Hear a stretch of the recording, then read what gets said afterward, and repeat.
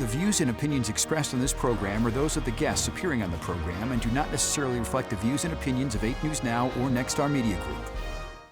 We've never had to furlough workers in this area before. We need to end this as soon as possible. Tonight on Politics Now, pleading for a resolution. The Energy Secretary visits Southern Nevada as national security site workers get furloughed. Freezing a hot industry, why Nevada and solar industry leaders say projects are being stopped by new federal regulation. Plus, where things stand, a new poll on the contentious race ahead for Nevada governor.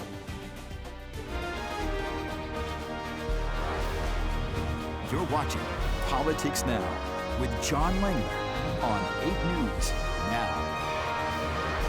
Thank you for joining us. This week, the Secretary of Energy visited Southern Nevada. He wanted to highlight how the government shutdown, which is still going on, is affecting our nuclear arsenal. 8 News Now reporter Joshua Peguero spoke with him about those federal workers and what it means for security. U.S. Energy Secretary Chris Wright visited this North Las Vegas office to announce most employees from the Department of Energy have been furloughed, and he's requesting Senator Jackie Rosen to change her vote. I plead to Senator Rosen, who has stood for these workers and has stood for the importance of our nuclear security, to move her vote from abstain to in favor of continuing the funding. As Secretary Wright called out Democratic Senator Jackie Rosen, he thanked Senator Catherine Cortez Masto for breaking ranks with her Democratic colleagues. Cortez Masto has been one of 3 senators who caucus with Democrats to have voted to reopen the government. I spoke to Senator Cortez Masto on Friday and again thanked her for her bold leadership there and talked to her about ideas for moving it forward. Wright says 68 employees were furloughed from the North Las Vegas National Nuclear Security Administration's office. But between 10 to 20 essential workers are staying on without pay. Wright says this office maintains our nation's nuclear arsenal. We also have work here to try to sense any nuclear materials that go missing, terrorists or state actors that are trouble. We have key expertise here in monitoring those kind of activities. Wright says 3,000 Department of Energy contractors work in Nevada, but that can change at the end of the month, putting his agency further at risk. We've never had to furlough workers in this area before. We need to end this as soon as possible. That was Joshua Peguero reporting. In a statement, Senator Rosen says, quote, the Trump administration would rather continue this government shutdown and furlough federal workers, including at the Nevada National Security Site, than work across party lines to extend the Affordable Care Act's enhanced premium tax credits that families rely on to keep their health care affordable. This week, Nevada Democratic Congressman Stephen Horsford introduced his effort to pay federal employees during the government shutdown. He says Nevada workers are seeing the consequences of this political stalemate in their paychecks. That is why I've introduced a bill called Pay Workers What They've Earned, so that not only do they receive their back pay and are made whole once the government is reopened, but that any fines or fees that they may incur as a result of the shutdown, which is no fault of their own, they're also able to be reimbursed for. Congressman Horsford says both parties should be focusing on the people who are facing health care and food assistance cuts. He voted against continuing resolutions, though, to reopen the government. The standoff is about to impact SNAP food benefits. Governor Joe Lombardo says federal funding runs out at the end of the month. This week, Governor Lombardo said Nevada is trying to set up food pantries or some other program to fill that gap. However, the state cannot use its money for SNAP without a months-long federal approval process. Nevada gets about $90 million a month from the federal government for SNAP. About 500,000 Nevadans are in that program. So what is happening on Capitol Hill? Well, not much. This week, the Senate failed to end the government shutdown. Lawmakers also could not pass their own version of a plan to pay federal workers. A Shutdown Fairness Act sponsored by Wisconsin Republican Senator Ron Johnson. It would have paid employees that are still required to work. That includes air traffic controllers, military members, and Border Patrol agents. Democrats blocked the measure. They argue it excludes hundreds of thousands of other federal workers. Our proposal doesn't discriminate among federal employees. We are forcing about 2.8 million federal workers to work, but we're not paying them. That's absurd. Transportation Secretary Sean Duffy says the shutdown will start impacting your travel. Some airports around the country are starting to see delays because of the staffing with TSA and air traffic control, although so far we haven't seen those delays get to Reed International Airport. One of the nation's largest solar projects is planned for Esmeralda County. However, it now has to restart the permitting process. 7 large solar projects are supposed to be built on federal land near Tonopah. The Biden administration bundled them together to accelerate construction, but now the Trump administration has canceled that. Each project now has to go through its own permitting process. Esmeralda 7, as it's often called, is spread across 62,000 acres of land, again, just west of Tonopah. Nevada's congressional Democrats say they're worried about those delays to these solar projects. It can take up to 7 years to build a utility-scale renewable energy project.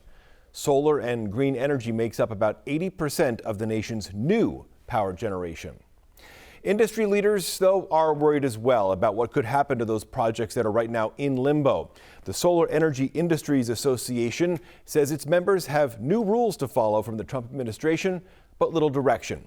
This week I spoke with its vice president. We've seen a lot of new red tape imposed on solar power projects, particularly in Nevada, where there was an example last week. And what that's doing is it's restricting the ability of new solar power projects to come online and supply the electricity that we need to meet America's growing energy demand. Let's walk through a little bit of, as you're saying, the bureaucracy, some of the red tape that's been put in place now. What is sort of at the top of your list of what is holding things back? What has gotten in the way? What's slowing the process down? Yeah, I'll give you an example. The Secretary of the Interior put out an order a couple of months ago that basically announced a list of 69 different activities that are required for a project to go through the permitting process. Normally, these are things that get processed at a field office out in the BLM Southern Nevada office, for example, or a Fish and Wildlife Service office. Now all these decisions have to go across the Secretary of the Interior's desk. And so that creates a real bottleneck. And stuff that would just get done as a matter of course can't get done. We're seeing impacts of that policy, that new development, never been done before in American history, on projects all over the country, because it's not just projects on public land that get impacted. It's other projects as well that might be on private land, but need a consultation with the Fish and Wildlife Service or need a permit from the Army Corps. And that's just not happening right now. That means that power plants are getting blocked for reasons that have nothing to do with their merits. Aside from the effect on new operations, I'm wondering if there's also a byproduct on existing ones, whether it's upgrading their technology, expanding. Are there impacts on the plants that are already up and running? There have been some recent impacts on plants that are up and running as a result of the legislation that passed earlier this year, the OB3, that raised the rents, for example, on some existing power projects, including power projects on public land in Nevada. There's a number of projects. If you drive up I-15 north of Vegas, you'll see them out there off to the left of the freeway. And those projects are going to have rent increases, and that those cost increases may get passed on to customers too. The real concern that we've got, though, over the policy changes that have gone on is that we're going to lose new electric supply. As much as 34% of all the new solar that would have been built in Nevada over the next few years may not get built as a result of these policy changes. And that means, how are we going to keep the lights on the Strip? How does the industry as a whole try and shift the tide? Yeah, we're actively engaged in figuring out the right answer to that question. I do think that what we're going to see over the next year or so, and we're already seeing it, is that energy prices are on the rise. And they're on the rise as a direct result of the Trump administration's policies. That's unfortunate, but true. They're restricting the ability of new supply to come online. We're trying to supply more and more demand. For 20 years, up until 2 or 3 years ago, we had basically flat energy demand in this country. But now that's changed. We're seeing 5-6% energy demand growth every year. A lot of that is from data centers and artificial intelligence. Those companies want power, and they want it now. And the power that's available today is solar and energy storage. And it's the most affordable power that you can get, as well as being the most available power that you can get. In a separate letter to the federal government, Governor Joe Lombardo said three NV Energy projects are now being held up by this federal freeze. In 2 weeks, county commissioners across the state will replace 2 empty Republican seats in the state assembly. Toby Urick is leaving his seat that represents Northeast Clark County. Assembly Minority Leader Greg Hafen recommended Jason Patchett for that post. Patchett recently lobbied for tougher driving laws. You may remember his son was killed walking home from school in Henderson. Commissioners in Clark County will decide on this November 4th.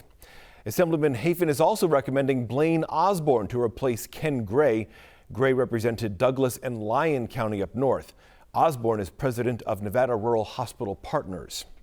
Next week, the Republican Jewish Coalition's Leadership Summit returns here to Las Vegas. It's inside the Venetian. Some of the nation's most prominent GOP members will be here.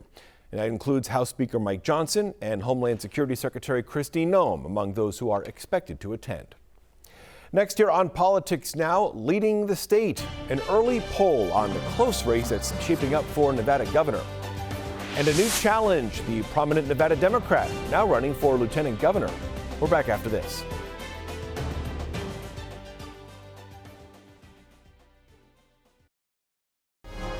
Welcome back to Politics Now. Well, the election is more than a year away, but we now have an early look at Nevada's gubernatorial race. This research comes from Noble Predictive Insights, and it gives Republican incumbent Joe Lombardo about a 3-point lead over his likely challenger, Attorney General Aaron Ford, although, of course, Ford does have a Democratic primary. In the poll, more than 20% are undecided, and there's a 3% margin of error. Both Lombardo and Ford do have a positive favorability rating, but the poll shows more than a third of Nevada voters have never heard of Ford or just have no opinion. The poll also shows voters are still very concerned about the economy. Top issues include the cost of essentials, your groceries, gas, insurance, jobs, and housing affordability. As I mentioned, Washoe County Commissioner Alexis Hill will face Ford in the Democratic gubernatorial primary, at least at this point, and she's now lobbying against expanding film tax credits. It's a bill that both Governor Lombardo and AG Ford support. In fact, Ford created the initial film tax credit bill when he was in the state Senate. Hill, though, calls it a handout to billionaires. A progressive group is now targeting Governor Joe Lombardo over immigration policies. Make the Road Action is spending about $1.5 million against Republican governors in swing states like Nevada. The ad is focused on immigration and housing policies. A new name has entered the race for Nevada Lieutenant Governor. This week, Democrat Assembly Majority Leader Sandra Jauregui announced her candidacy.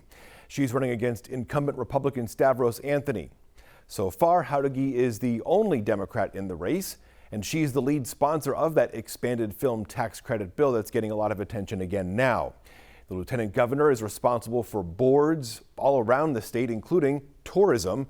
They also run the state Senate when it is in session. Nevada State Assembly District 34 has a new candidate in the 2026 race. Republican Brandon Davis is running again. He recently made news after starting his own version of Elon Musk's Doge. He lost to Democratic incumbent Hannity Nadeem by about 2,000 votes in 2024.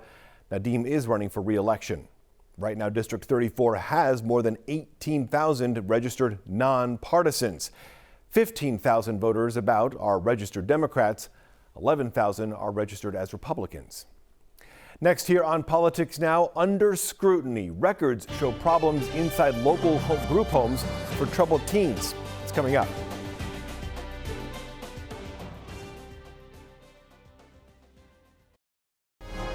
You're watching Politics Now. This week, Nevada's Department of Corrections asked for financial help and made the request to the Interim Finance Committee as it battles escalating overdoses inside the prison system. What they're doing out in the community now is they have ink cartridges, and they wait for the ink cartridges to be empty to about 25%. What they do is they refill those ink cartridges 100% with a synthetic drug, and most likely it's going to be a wasp killer. That is the most utilized synthetic drug that's out there because it has the most dramatic effect. That's Nevada Department of Corrections Director James Zarenda, who says prisons can only scan about 200 incoming letters a day. They get about 4,000 letters a week. This is a lot of our big driver in our emergency hospital trips lately. And it drove it, like I said, from 66.7 a day to 80 officers on overtime every day now.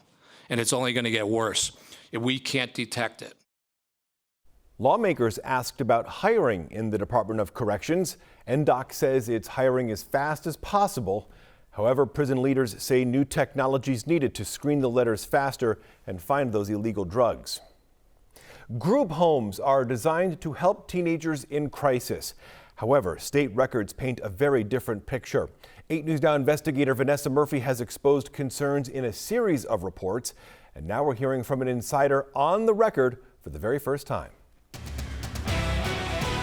I'm afraid. Pamela Gomez says speaking up isn't easy. I think we all are afraid. Oh my God. But she's taking this risk for a group of vulnerable children and teens who are in group homes in Las Vegas for mental health treatment. The fear that I have is nothing compared to the fear of a child who can't do anything. She tells the 8 News Now investigators she was hired by Moriah Behavioral Health, also known as Ignite Teen or Eden Treatment, in October of 2023. I was brought in under the understanding that they had been through some problems and gotten, some sanctions. Sanctions by state inspectors. I was coming in to make things better. She says she tried. What is the very first red flag? There was a habit, a custom in these homes to have the lights off all day long. From keeping kids in the dark. It was shocking to me. To a lack of services. The services that are supposed to be rendered on a daily basis, they aren't. And broken promises to families. The houses do not look like they look on the photos. No, they don't. Gomez recalls challenge after challenge. Many of the people who work there have zero credentials, correct? Yeah. How do they get those jobs? This was my problem. When I find out that somebody's coming, their experience is the fast food industry, that's concerning. I can say at least weekly, we had police 911 calls. We had, either flight risk or violence or something that we needed help with because we did not have properly trained staff. But perhaps the most egregious, she says, the pressure to fill beds and what happened when she resisted. They wanted me to bring in more kids, 3 more kids to fill the house up with no new employees and no time to train. When I asked for a freeze on admissions to the residential treatment facility that I was overseeing, and that's what upset the CEO. I was really blindsided when I was suddenly terminated for what I believe was for raising these alarms. Before you were fired, did you see other people try to speak up and get the axe? I saw 2 program directors get the axe, and I didn't know why.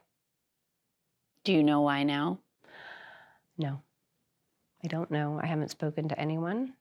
When I was terminated, I was threatened professionally.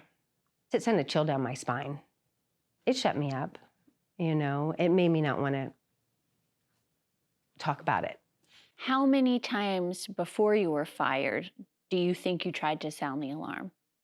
I was sounding the alarm from day one.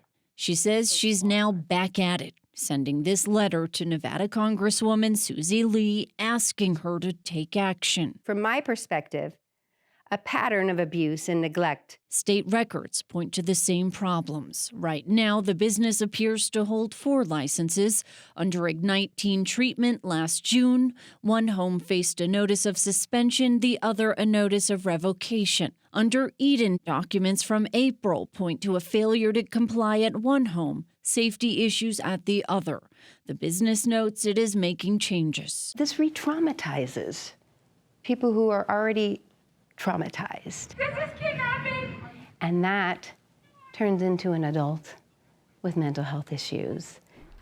We reached out to Mariah Behavioral Health for a comment. The attorney responded in part, quote, "You should stop carrying water for the autocrats at Department of Health and Human Services and Department of Public and Behavioral Health and try some real journalism for a change," end quote. Vanessa Murphy, 8 News Now. So that was Vanessa's fourth report on this cluster of teen group homes. You can watch the earlier stories right now at 8newsnow.com. Clark County Commissioner Justin Jones represents that area of the valley. He and Clark County refused to grant us interviews on this issue. This week, Henderson passed some new rules regarding animal ownership. There's now a ban on selling animals in public areas without a permit. However, homeowners can now have more livestock on rural land. The city also has new laws that allow you to break into a hot car and let an animal out if it's very hot outside, as long as you call police first and stay there. Next on Politics Now, celebrating our state, we'll look at events that are planned for Nevada Day coming up.